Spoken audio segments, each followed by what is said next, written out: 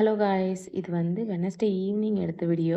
Evening போல் வெளியே போயிருந்தேன். அங்கேருந்து தான் வந்து இந்த வாடாமல்லி பூ பறிச்சுட்டு வந்திருந்தேன்.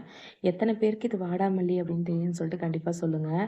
சின்ன வயசாக இருக்கும்போது இந்த சாமியோட மாலையெல்லாம் தூக்கி கோயிலேருந்து வெளியே போடுவாங்கல்ல, அந்த இடத்துல அந்த செடி அதிகமாக இருக்கும். அங்கேருந்து பிடிங்கிட்டு வந்து வீட்டுக்கு வெளியே நிறைய இடத்துல நட்டு விடுவேன். அதுக்கப்புறம் கொஞ்ச நாள் நான் ஹாஸ்டல்லாம் போயிட்டு வந்து பார்த்தா அந்த செடிலாம் சுத்தமாக இல்லை. அப்புறம் பார்க்கவும் முடியல. பட் பெங்களூர் வந்ததுலேருந்து இதான் ஃபஸ்ட் டைம் பார்த்துருந்தேன். அதான் கொஞ்சமாக பிரிச்சுட்டு வந்திருந்தேன். சரி, நிறைய பறிக்க வேண்டாம், அழகாக இருந்தது. இது வாடவே வாடாது, அதனால தான் இதோட பேர் வாடாமல்லி. இன்னைக்கு நைட்டுக்கு வந்து ஆட்டுக்கால் பாயா தான் ரெடி பண்ணியிருந்தேன். சுதா க்ளீன் பண்ணி கொடுத்தாரு. நான் வந்து குழம்பு வைக்கிறது வந்து தான் என்னோட வேலை. அவர் வந்து தண்ணி மாதிரி வைக்காம கொஞ்சம் கிரேவி மாதிரி வைக்க சொல்லியிருந்தாரு. ஆட்டுக்கால் பாயா இதுதான் எனக்கு ஃபஸ்ட் டைமு. யூடியூப்பில் பார்த்து தான் வச்சேன். ரெசிபி வேணும்னா கண்டிப்பாக கமெண்டில் சொல்லுங்கள். நான் இன்னொரு தனி வீடியோவாக வந்து அதை போஸ்ட் பண்ணுறேன்.